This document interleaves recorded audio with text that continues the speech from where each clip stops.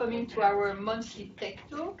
So we are very excited today to have Laura Balzer from the Department of Biostatistics and Epidemiology at the School of Public Health of the University of Massachusetts to give us a talk on machine learning and causal inferences. And I'm really excited because I've heard Laura at the American Society of Nephrology, and this was a fabulous talk. But before I introduce her, let me mention some housekeeping issues. So you know now how to get CME credit. Everything is on the screen. We also have a little flyer, and we can also email you instructions if you provide your address on signing sheet. Our April 22nd ID series is Dr. Lisa Simpson, who is the president and CEO of Academy Health. So that's going to be also, that's very important. So don't forget to register to the questionnaire care portal, and the full ID series schedule is posted on the ACCEL DE-CTR.org. Our May, we don't have any Tech Talk yet scheduled in April. We are still looking for speakers, but we have a Tech Talk scheduled on May 7th, and that will be Dr. Parth Patel from University of Delaware, and we don't know yet his title. So please make sure that you check the web, and we are hoping to have a Tech Talk in April, but we definitely have in May and June and July and September and October. So again, I'm really excited to introduce Dr. Laura Balzer. Dr. Balzer is Assistant Professor of Biostatistics in the Department of Biostatistics and Epidemiology in the School of Public Health at the University of Massachusetts. She is also Director of the UMass Causality Lab, and her areas of expertise include causal inference and machine learning. She obtained her PhD in biostatistics from University of California, Berkeley, and from 2015 and 2017, she was a postdoctoral fellow in biostatistics at the Harvard School of Public Health. She's had multiple awards over the years. She leads biostatistical teams on several NIH grants, and she already has a very long list of publications, as well as book chapters and news reports. Numerous are codes on GitHub, so all of you who are coding, check GitHub. She teaches multiple graduate courses and seminars related to causal inference and mentor, and she's a popular speaker, so we are very lucky to have her here today. Thank you, Laura. Thank you so much. Can everybody hear me okay? Yes? Yes. Great. So on my screen, you guys are actually quite little, so it's probably easiest if you guys just feel free to speak up if you're having trouble understanding me, or please interrupt if you have any questions. This presentation is about 45 minutes, so we should have 15 minutes for discussion or questions that come up throughout. So thank you again for having me. It's really a pleasure to come and present at your Tech Talk. This is joint work with lots of people, but in particular, I would like to acknowledge my colleagues on the search team. So the first question I'd like to address today is, why should we bother with causal inference? As you heard, I focus a lot on parsing out cause and effects, and it's become a popular topic both at medical conferences and at public health conferences. But let's pause and think a little bit about it. First of all, not all questions we ask are causal. For example, when we create our table 1 for journal papers, we often do descriptive analyses. For example, we ask, what is the average age of our participants? What's their socioeconomic backgrounds? What's the age, sex, distribution, and so forth? Likewise, there's been a huge growth in machine learning in medicine and public health in the last few years that's focused really on prediction. For example, we want to know what risk factors are associated with the outcome or predict the outcome, or use these fancy supervised machine learners to build risk scores for predicting essentially the probability of badness. Nonetheless, I would argue many of the questions that we do have are in fact causal.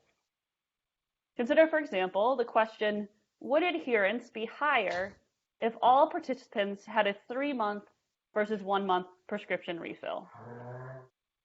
So what makes this question causal? It's causal because we're asking about the world under different conditions. Specifically, we're intervening here on the way the exposure was generated. And as a result, our goal is to make inference about a distribution that we do not fully and cannot fully observe. To be more concrete, we want to ask, would adherence differ if all participants had 3-month refills versus if the same participants over the same time frame with everything else kept exactly the same instead had 1-month refills? And as you can see by my pop culture references here, depending upon what generation you grew up in, unfortunately can't travel in time, we're not wizards, and so answering these causal questions can be hard. And they're hard because there's a lot of potential sources of association or correlation between the variables of interest in our study. So consider, for example, this first directed acyclic graph, or DAG, where we have a direct effect of our exposure of interest on our outcome of interest. This is probably our simplest and most ideal setting, but things get complicated quickly. So in graph number 2 here, we now see there's again a direct effect of the exposure on the outcome, but also an indirect effect through this mediator. Graph number 3 is our usual friend, or I guess not friend, where we have a measured common cause of our exposure and our outcome, so sometimes known as a confounder, because this measured common cause will induce a correlation or an association between our exposure and our outcome, when in fact there does not exist one in reality. So there's no effect of our exposure on our outcome.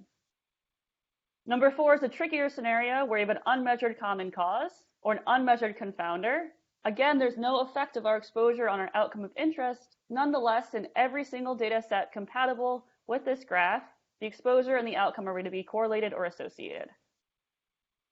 Number 5 introduces censoring or missing data or selection bias. In this case, let's say the exposure makes you more likely to be censored or drop out, and the outcome also makes you be more likely to be censored or drop out.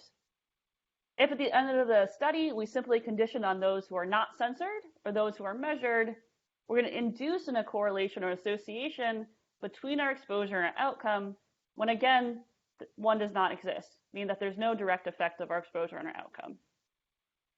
And of course, where we usually are in public health and medicine, all of these sources of potential association are often present in our data sets. So long story short, big data or small data do not undo the age-old adage that correlation is not causation. So what do we do? In the last 30 years or so, there's been this huge growth in causal inference, and in particular, formal frameworks for causal inference. One such framework is the causal roadmap. It pretty much looks a lot like the scientific method that at least I learned in our middle school science fairs. It follows from Descartes and others from the 1600s. So to try to first to separate out all of these sources of potential association from the cause and effect of interest, the first thing you have to do is specify our scientific question. Now this seems fairly straightforward, but I would argue that it's the actually hardest part of this entire roadmap, because we have to sit down very carefully with our colleagues and our supervisors to ask, what do I actually want to learn from these data? After we have a question in mind, we can specify a causal model, either with a directed acyclic graph or non-parametric structural equations, to represent the relationships between the variables. And so this could also include things that we don't know, such as unmeasured common causes or unknown variables. Then we move on to step 3, where we generate our causal parameter by intervening on that causal model to conduct our ideal wish-for experiment. In particular, we can say, what would happen if I changed these conditions? So I assigned everyone a different treatment, or I intervened to hypothetically prevent missingness. In step 4, we link this back up to the observed data, to what will actually be sitting in our computers, and in particular specify a statistical model. Step 5 addresses identifiability, which asks what assumptions are needed so that I can rewrite this causal parameter that's again a function of these counterfactuals potential outcomes into something that's a statistical parameter, statistical estimand. And of course, that statistical estimand is a function of the observed data distribution. Once we've gone through the process of identifiability, in step 6, we're back in the world of statistical estimation and inference. So really, there's nothing in step 6 that's causal at all. But then in step 7, we bring the whole roadmap back together, and we say, okay, now I have point estimates and inference. How can I actually interpret these guys? Am I stuck with associations, or did the identifiability assumptions hold? And I'm willing to interpret this thing causally. So with that in mind, I want to zoom into some specific areas where we're using machine learning and causal inference. First, in part 1, how we can use it to assess disease burden and control. And here, using machine learning to adjust for incomplete ascertainment. And in this case, we're going to treat missing data as a causal inference problem, as opposed to maybe you've heard of causal inference as a missing data problem. Then in part 2, we're going to talk about assessing comparative effectiveness in randomized trials. And here, using machine learning to increase power, the probability that we reject the null when it's in fact false. And here, of course, effect estimation as a causal inference problem. I'm going to illustrate everything with application to data from the search study. But before moving on, are there any questions? No, I think we're all good. Thank you. Okay, great. Thanks. All right. So our motivating example. So the search study approached HIV elimination through a broad community health framework. Our hypothesis was universal HIV test and treat delivered with a multi-disease and streamlined care approach would reduce new infections and improve community health as compared to a country guideline approach.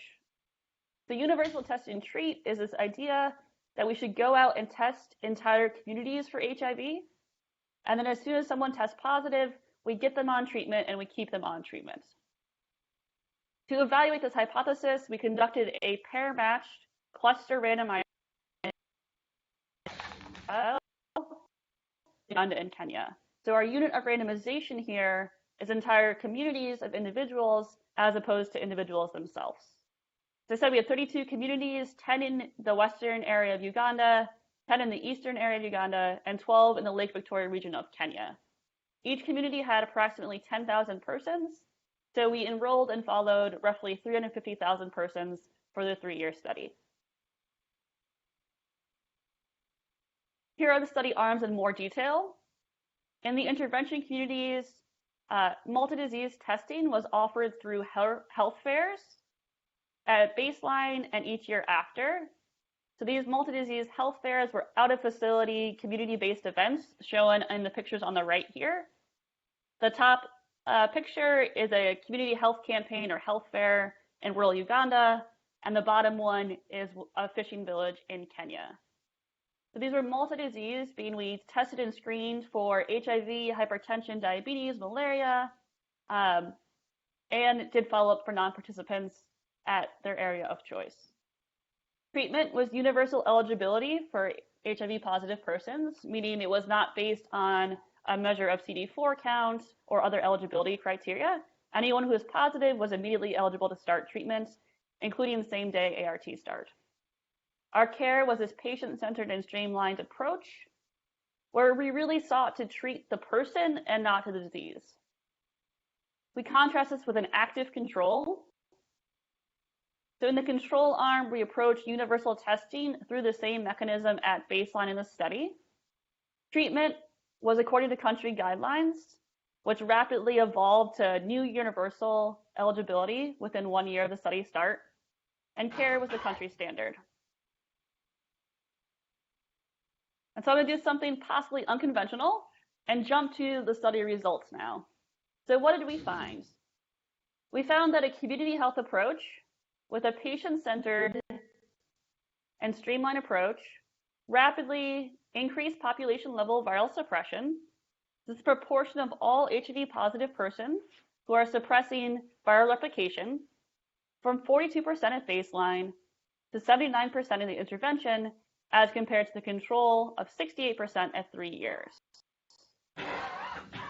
With respect to HIV incidence, we saw a decrease in annual incidence within arm by 32% over the 3-year study, but no differential reduction between arms. We saw significant and substantial improvements in community health, reducing mortality by 21%, tuberculosis by 59%, and improving hypertension control by 26%. And so what I want to do for the remainder of my talk is really dive into these numbers so we can figure out what assumptions were made on missing data and what did we do to actually get these effect estimates and increase precision around them. So moving on to part 1, assessing disease burden and control. So in public health and medicine, we often ask, what is the prevalence of a given condition in our population? And I highlight population here because that includes those who are diagnosed and aware of their status, as well as those who are undiagnosed. Furthermore, the population includes those who are in care for the condition, as well as those who are out of care. Likewise, we often want to know what proportion of the impacted population is successfully controlling their condition. Again, the impacted population includes diagnosed, undiagnosed, in care and out of care, as well as those with and without measures of control. As a concrete example, consider the UNAIDS target for HIV programs for the year 2020. This target says 73% of all people living with HIV should be suppressing viral replication. Again, this all people includes diagnosed, undiagnosed, in care, out of care, with and without measures of viral replication. As a result, this has sometimes been called a population-level HIV viral suppression. What is this metric? This metric is simply the number in the total population who are HIV positive and suppressed, divided by the number in the total population who are HIV positive. In other words, it's a joint probability of being HIV positive and suppressed divided by HIV prevalence. So why is it challenging to estimate this metric? It's challenging because we really want this to be capture viral suppression at a population level. Unfortunately, the number of persons living with HIV in the population is generally unknown. In other words, the true prevalence of HIV is unknown. Furthermore, often those who test for HIV are not representative of those who do not test. And thereby, there's a potential bias applied to HIV status. Consider, for example, health-seeking behavior. Individuals with higher health-seeking behavior may be more likely to test for HIV and also less likely to be HIV positive.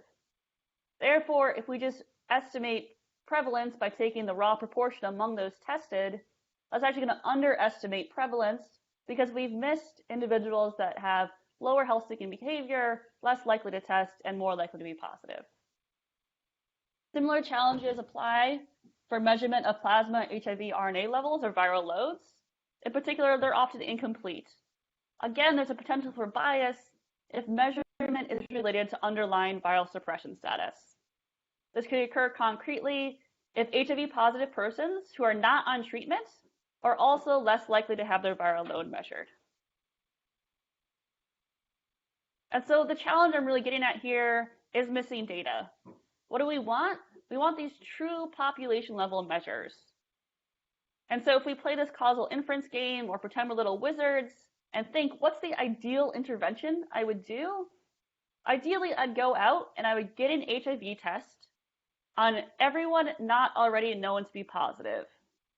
This includes individuals who previously tested HIV negative, as well as individuals who didn't previously test. And then there's a second ideal intervention I would do. I'd then go out and get a viral load on all HIV positive persons. What do we have in reality? In reality, we have incomplete data with possibly differential ascertainment. Furthermore, the missing completely at random, or MCAR assumption, is not likely to hold.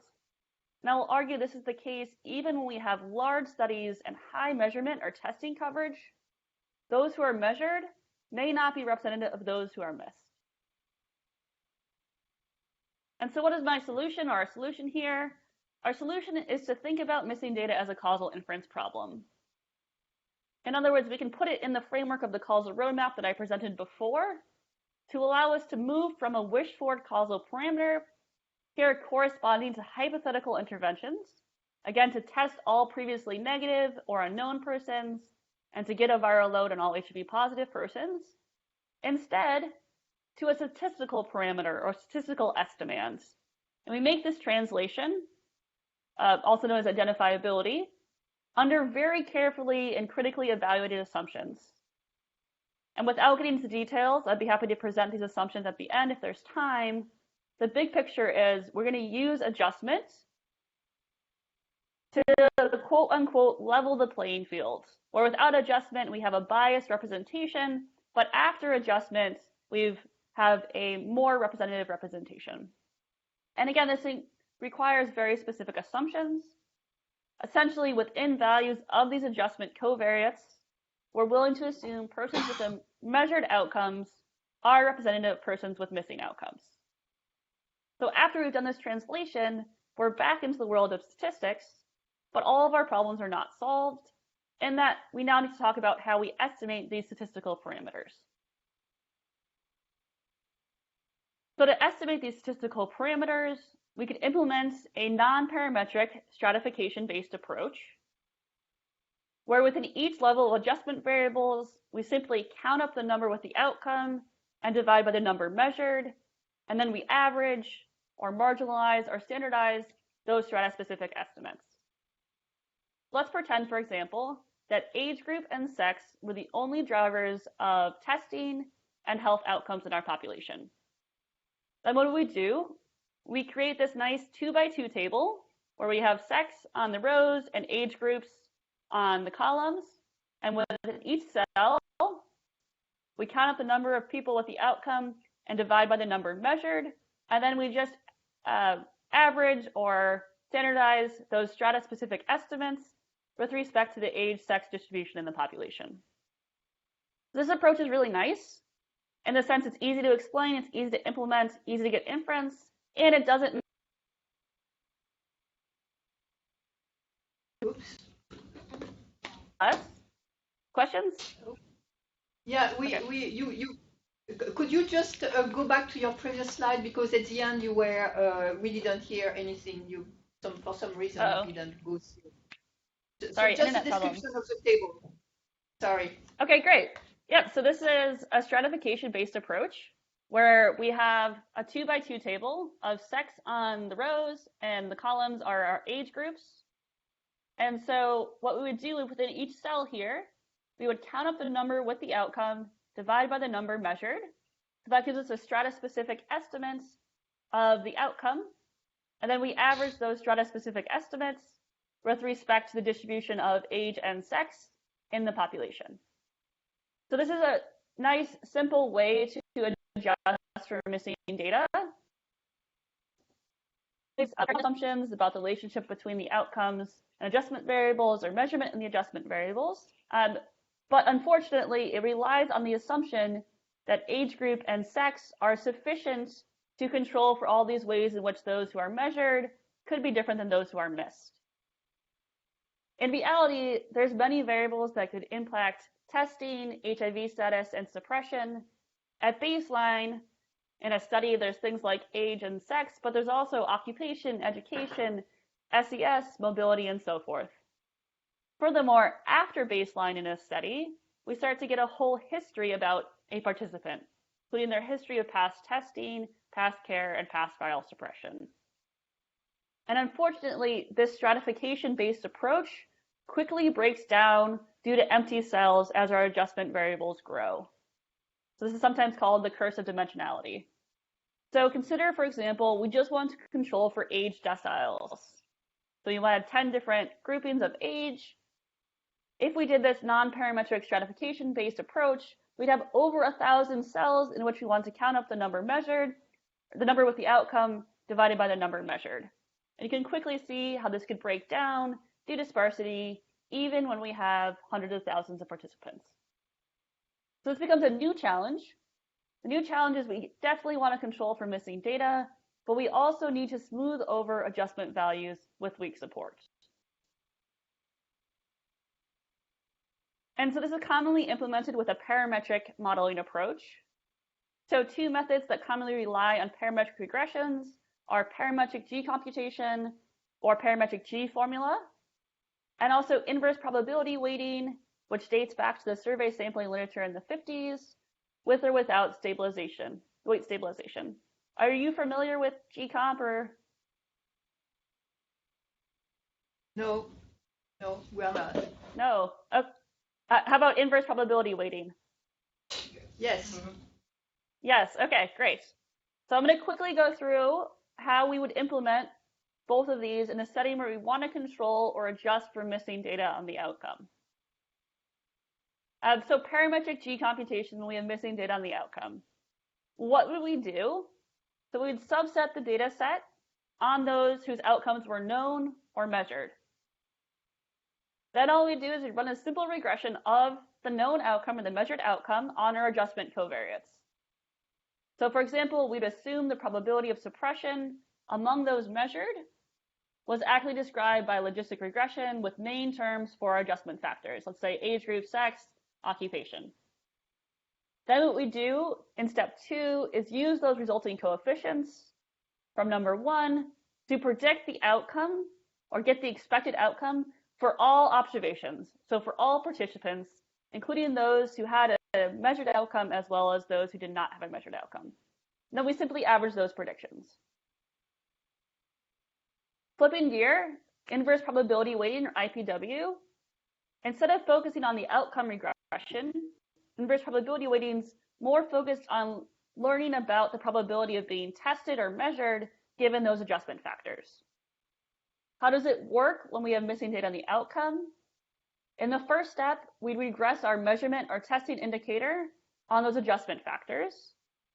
So for example, we could assume the probability of testing or being measured is accurately described by logistic regression with main terms for those adjustment factors.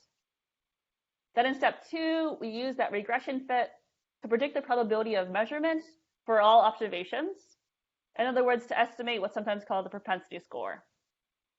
Then we calculate our weights. So our weights here are an indicator of measurement divided by the predicted probability of being measured or the propensity score. And then we simply average the weighted outcomes. So these two approaches are pretty quick and easy to implement, but the challenge is that they rely on these parametric regressions. So we often do not know enough to correctly specify these. G computation relies on doing a really good job estimating the expected outcome given the adjustment variables. Inverse rating relies on good job with the propensity score. The challenge is misspecification. If we misspecify either of these regressions, we're at risk of bias and misleading conclusions. So wrong answers and wrong inference. Unfortunately, increasing sample size here does not help. Instead, we just get more precision around the wrong answer. So this is Brainy Smurf from my childhood. So Brainy Smurf is this little blue guy, and he would run around town and pretend to know more than he actually did. And so sometimes I think when we use these parametric regressions, we're pretending to know more about the data generating process than we actually do. Fortunately, there's a way forward. And this is where machine learning can come to the rescue. So machine learning allows us to estimate these complex relationships in the data flexibly. And importantly, we can avoid introducing new assumptions during estimation. Nonetheless, it's not without its challenges for sure. In particular, it's often unclear a priori which machine learning algorithm should I use. Every day it seems like there's a new exciting development, and it's often unclear which algorithm is best for our particular problem. And so one potential solution to this is a cross-validation selector. And I like to think of this as a competition between our algorithms. So how does this competition work? So first, I set up or specify a library of competitors. So these are all the candidate algorithms I could use to estimate the expected outcome or the propensity score. These can include familiar parametric regression, stepwise, lasso, neural nets, and random forests, and you name it. We also need to specify what we're going to say is best in this competition. So our measure of performance, and often our measure of performance is defined by a bounded loss function. So for example, the squared difference between the true and predicted outcomes, or the squared residuals. We also need a method of estimating performance. So how are we going to try these guys out? And I'll go through how we can use cross-validation or sample splitting to evaluate performance. So after we've evaluated performance, we can simply select the algorithm amongst our candidates that had the best performance. So why do we like cross-validation? Cross-validation allows us to compare algorithms based on how they perform on independent data drawn from the same distribution. In particular, let's consider tenfold cross-validation. Can you guys see my little pointer here or not? Yes. Awesome. Yes. All right. So tenfold cross-validation, what we do is here's our data set, and we split it up into 10 folds, or 10 blocks of approximately size n over 10. And then what I'm going to do is I'm going to call the first 9 out of 10 folds my training set, and the last 10 out of 10 fold my validation set. And what I do is I go through and I fit each algorithm I specified, so my parametric regression, my lasso, my neural nets, using data on the training set, so 9 out of 10 folds, but not looking at all at outcomes or information in the validation set. Once I've trained each algorithm, I then evaluate performance, which is sometimes called the risk, using the validation set. So in particular, I plug in the covariates or predictors for observations in the validation set to predict their outcome using algorithms that were trained or fit on the training set. So for example, I can calculate the mean squared error, or MSE, for observations in the validation set, which importantly were not used to train each one of the candidate algorithms. Then I rotate through the folds so that each one gets to serve as the left out or the validation piece that again was not used in training, but was used to evaluate performance. So the first time through, fold 10 out of 10 was the validation. Fold 9 in will be the left piece. I'll fit algorithms on folds 1 through 8 and fold 10, and then I use that to predict outcomes in the validation folds and so forth. So at the end of the day, all we do is we average these risk estimates across the folds, so we get one measure of performance for each algorithm. Then we can select the algorithm that had the smallest cross-validated risk estimate. In this case, we can say, for example, the smallest cross-validated mean squared error. Now that we've selected the best algorithm, we refit that guy using all of the data, and now we have this selected the best machine learning algorithm with respect to our measure of performance. But it turns out that we can do a little bit better than that, or a lot better. So an improved solution is sometimes called superlearner, and superlearner says, okay guys, instead of just selecting one method, let's actually combine strengths and borrow strengths across multiple candidates. So instead of just selecting the method with the best performance, superlearner builds the best weighted convex combination of predictions from all candidate algorithms. So superlearner is an ensemble or stacking method. To create the ensemble, we only need to regress our observed outcome on the cross-validated predictions from each algorithm, where we constrain that regression so that the coefficients are positive and sum to 1. And then those coefficients become the weights that we give to each algorithm. So let's say we gave 25% to main terms regression, 25% to neural nets, and 50% to random forests.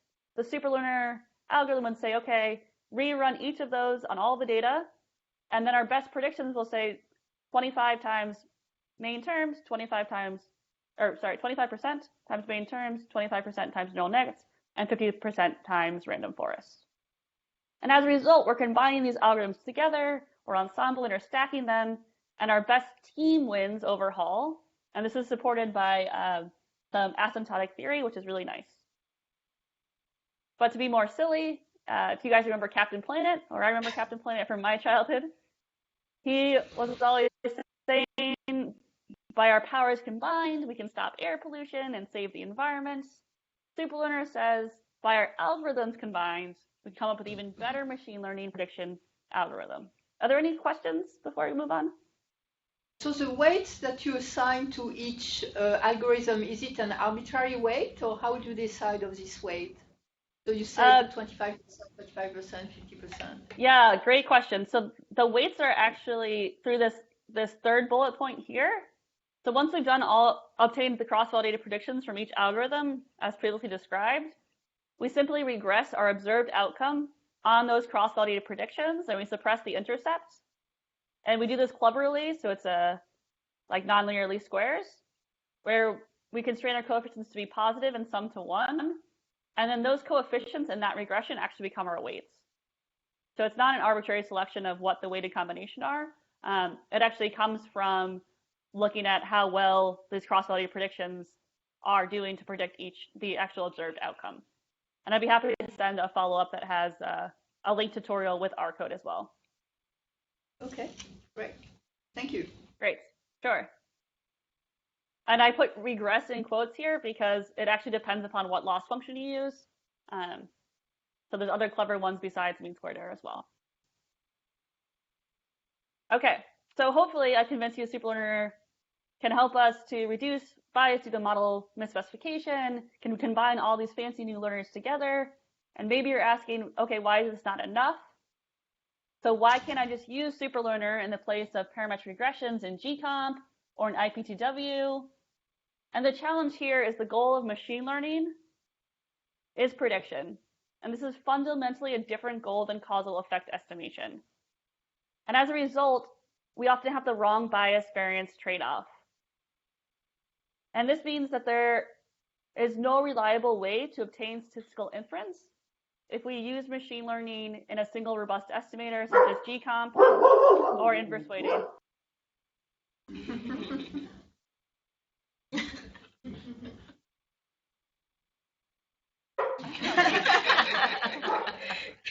So this is actually a very hot topic in causal inference. As you can hear by my dogs, like people want to figure out the theory behind using machine learning in single robust estimators.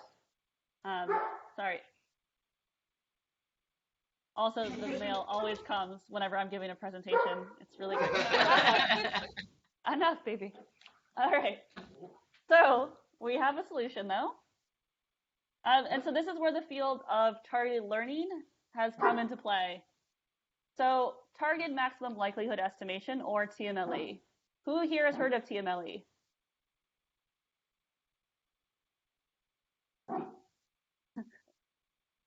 Doesn't seem that there is anyone here.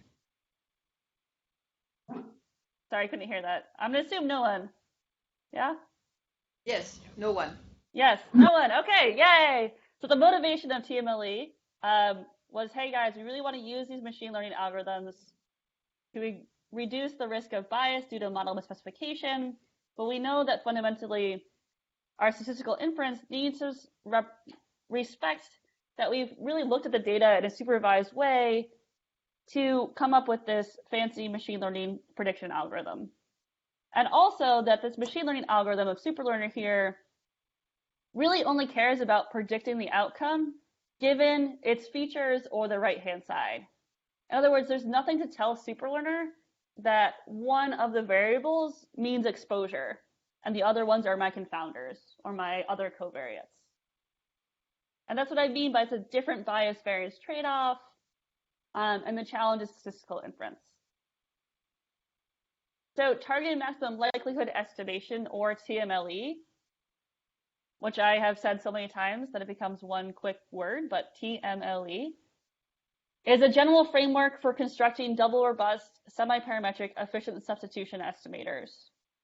And it seems like a lot of jargon, but without getting into details, how does it work? It works by updating or targeting our initial predictions that we get from machine learning so that we can focus estimations where it matters most for our question. In other words, so we can take those machine learning or super learning based predictions that, again, don't really know that we care about the causal effect of this exposure variable A on the outcome, to reduce bias in a targeted way that we update those predictions to solve the efficient influence curve or to solve the efficient estimating equation. And in doing so, we can also get back the basis for valid statistical inference, i.e. creating confidence intervals and so forth, even though we use machine learning. And so TMLE here is my favorite version of Robinhood, because Robinhood's targeting hit the bullseye, and TMLE, we're doing this updating step so that we can use machine learning, but also ensure that we get the right bias variance trade-off for our statistical parameter of interest. How would it work for missing data on the outcome? And you're going to see here some parallels between GComp and inverse weighting. So what do? Among those measured, we use Superlearner now to flexibly model the relationship between the outcome and the adjustment factors. Then similar to parametric GComp, we're going to use that output to predict the outcome for all observations, regardless of whether or not they were actually tested or observed.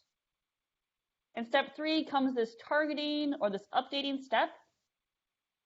So we're going to update these machine learning based predictions using information in the propensity score or the probability of measurement given the adjustment set. And again, we can estimate the propensity score with Superlearner or machine learning algorithm. And finally, we average those targeted predictions. Without getting into more details, so maybe just wet your whistle on how this would work, let's return to the motivating example. So recall the search study was in rural Uganda and Kenya. Here my goal is to estimate population level viral suppression, proportion of all HIV positive persons who are suppressing replication, less than 500 copies per ml. I want to do cross-sectional snapshots of community residents over study years. So at each time that we had the multi-disease health fairs in each community each year in the intervention arm. So including those who age in and move in, but exclude those who die or outmigrate. And so you can think of this as an open cohort analysis. And so we actually saw high levels of testing were achieved through these multi-disease health fairs with follow-up for non-participants. So for example, 90% of over 150,000 adults tested for HIV at baseline. We also saw similarly high levels of virality thereafter. Given we're talking about hundreds of thousands of participants with 90 and higher % coverage, it might be tempting to estimate population level suppression with the raw proportion. So simply take the number with the suppressed viral load and divide by the number who have their viral load measured. This approach, though, does rely on the missing completely at random assumption. But what would we get? So here is a graph we'll see a couple times. On the x-axis is study timeline, so year 0 baseline, and then annually after. The y-axis is our estimate of population level viral suppression in percent. And so in light blue here, we have our unadjusted estimates. So this is the raw proportion among those measured. Again, the number with a suppressed viral load divided by the number with a viral load measured. And in black vertical lines are confidence intervals, and this green dashed line, if you recall, is that UNAIDS target for 73% suppression. So by this unadjusted approach, we'd see estimate about 50% of all HIV positive persons are suppressing viral replication, and within 1 year of the intervention, this jumps up to 80%, surpassing the UNAIDS target. Okay, but again, this relied on a very strong assumption that anyone who tests or has viral load measured is representative of anyone who does not. So what happens when we adjust? So in medium blue, I now have baseline adjustment. And this is through this stratification-based approach, where within each community separately, I'm going to stratify an sex and age group. So this stratification-based approach would be equivalent to if we use saturated regressions in GComp or an inverse weighting. And what do we see? At each time point, we see that, okay, adjusting for these baseline covariates yields slightly lower estimates, but it's actually not meaningfully different. But now what happens when we fully adjust? So now in dark blue, we're controlling for both baseline and time-varying predictors using TMLE with superlearner. And we see at each time point, full adjustment yields substantially and meaningfully lower estimates. So from 50 to 42, 80 to 71, 85 to 76, and so forth. And if, I don't know if others there work in the HIV field, but these are actually meaningfully different in the sense that they have implications for the care of HIV positive persons and potentially for policymaking, especially in resource-limited settings. So if we overestimate the proportion of HIV positive persons suppressing the virus, then it could lead to reallocation of limited resources for HIV care. In other words, it can look like we're doing better controlling the epidemic than we actually are. Altogether, I'd like to issue caution when we rely on missing completely random assumptions or only baseline adjustment, which is commonly implemented in the field. Instead, we can flexibly control for baseline and time-varying predictors using something like TMLE with superlearner. But again, the second part of my talk, which I know I'm running low on time here, is about how do we use these estimates to really understand what the effect of the search intervention was. So now it's a similar graph, but now I'm comparing intervention versus control. These are fully adjusted estimates. So dark blue is intervention, red is control. At baseline, both arms are about 42%, but by the end of the study, estimates of population level suppression were 79% in intervention versus 68% in the control, so 11% higher on the absolute scale, which again asks us, what is the effect of the search intervention? Are there questions before I move on?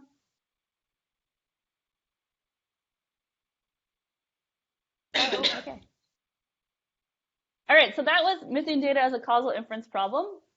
Now let's switch to using those numbers to assess comparative effectiveness and effect estimation as a causal inference problem. So this is we call search as a cluster randomized trial. So instead of randomizing individuals, we randomize entire communities. So there's this two-stage approach that's appropriate for cluster randomized trials. In the first stage, what we do is we stratify fully on each community. And within each community separately, we can estimate the community-specific outcome. So for example, viral suppression, as we've talked about, but also mortality or incidence. And this allows us to adjust for differential measurement, testing, or censoring at the individual level within each community separately. Then in stage 2, we use those data to estimate the intervention effect.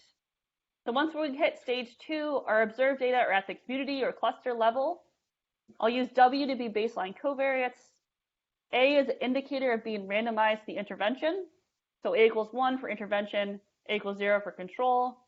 And Y as our community level outcome estimated from stage 1.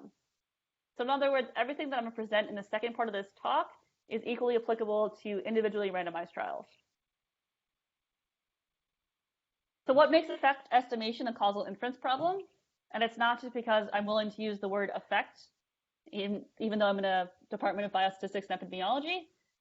It's because we're asking about the world under different conditions. Again, we want to make inference about a distribution we do not fully observe. So here's our little causal inference wizard again. Hey. Ideally, we would go out and observe the primary and secondary outcomes for all study communities under both the intervention and the control conditions. Concretely, we could ask, how would population level HIV viral suppression differ if all communities received the intervention versus the same communities with everything else kept exactly the same, instead received the control? But it turns out that causal inference, as we know, is sometimes a bit easier in a randomized trial setting. It's because, by definition, there is no measured or unmeasured confounding. With probability 1/2, you receive the intervention or the control. And in this case, we had complete follow-up of our communities. Therefore, we can get a simple estimate of the intervention effect by using an unadjusted one. So we simply contrast the average outcomes by treatment arms.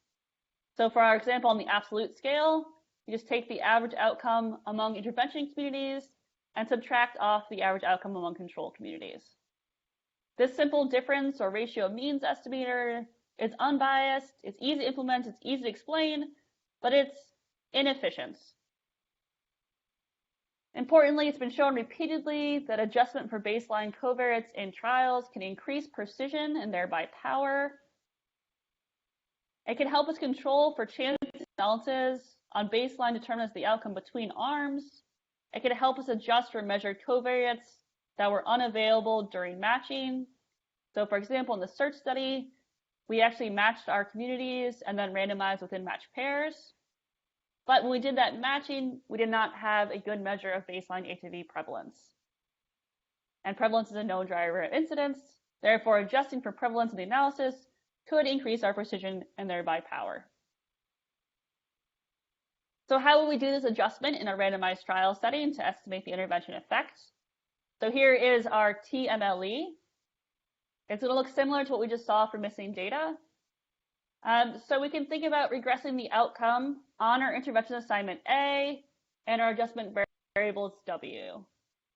So for example, we can run logistic regression of HIV incidence and include main terms for the intervention, baseline prevalence, and region.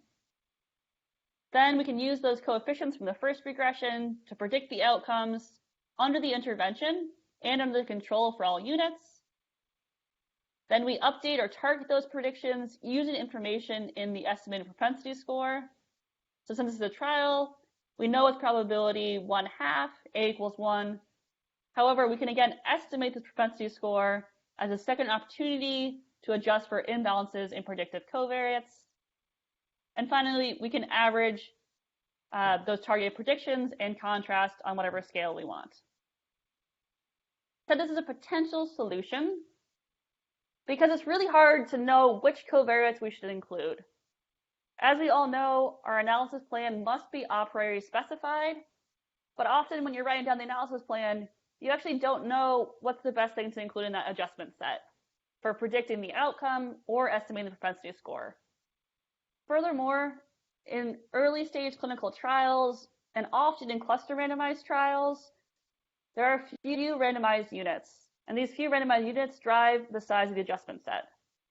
So in search, we had 16 matched pairs and lots of potential adjustment variables. So what do we do? Our solution here was to harness machine learning. This feature called adaptive pre-specification into the TMLE previously presented to use machine learning to help us select the adjustment set that maximizes precision. So again, we can use cross-validation to select the candidate estimator that results in the smallest estimated variance. And we're allowed to focus only on variance here because our intervention is randomized, so we can focus on maximizing efficiency.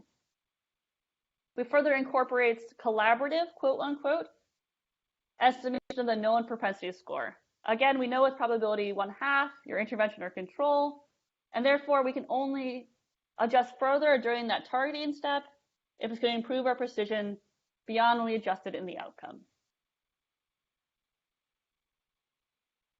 I don't think I have time to go through the simulations, but suffice to say, I compared it with a bunch of other tried and true methods for cluster randomized trials, including a t-test, generalized estimating equations, covariate adjusted residuals, and TMLE. And we can see in both scenarios when we break the match, so we ignore pair matching in the study, or if we keep the match, so we acknowledge and harness that pair matching to the analysis, we get the most power while preserving type 1 error control. And if there's time, I could go back to these in more detail. So long story short, these are some snippets of the methods that we used in the search study to both control for missing data using machine learning and TMLE within each community separately, and then taking those community-specific estimates to assess the effect of the search intervention on HIV incidence and community health outcomes. And to dive just a little bit more into the details here for part 2 of the talk, here are 3 different outcomes: cumulative HIV incidence, hypertension control among those with the disease at baseline, and population level viral suppression. For each 3 estimators, unadjusted breaking the match, so a simple t-test, unadjusted keeping the match, a paired t-test, and TMLE with machine learning keeping the match. For each, the relative effect, so we did our inference on the relative scale, 95% confidence interval, and relative efficiency. So this is the precision gain or relative variance reduction over the unadjusted breaking the match. So if we focus on cumulative incidence, we see that the point estimate is about the same, but as promised by theory, simply doing a paired t-test over a non-paired one is about 3 times more efficient, and implementing TMLE with adaptive pre-specification is 4 times more efficient. We see a similar picture for hypertension control, exact same point estimates, but as promised by theory, gains in precision or efficiency, so TMLE is about 2 times more efficient. And finally, for population level viral suppression, we see the exact same point estimates and the exact same inference. And that's because the procedure we proposed actually says if none of the candidate adjustment variables improve precision, then default to the unadjusted.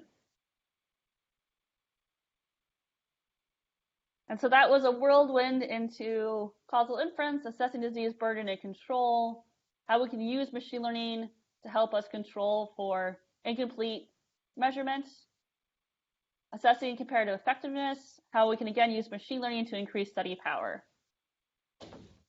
And so to wrap up, I believe machine learning methods are needed for lots of things: robustly control for differential missiness, increase power when assessing comparative effectiveness.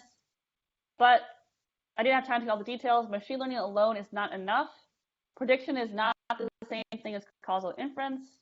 Furthermore, using machine learning in a single robust estimator, such as GComp or inverse probability weighting, there's no reliable way to get statistical inference or create confidence intervals. Thereby, TMLE with superlearner is a powerful tool for estimation and inference of causally motivated statistical parameters. And with that, thank you so much for inviting me. Thank you for your attention. Also like to thank the NIH and PEPFAR for supporting search. We're grateful for all work on search, our multilateral partners, and the communities we serve. Thank you.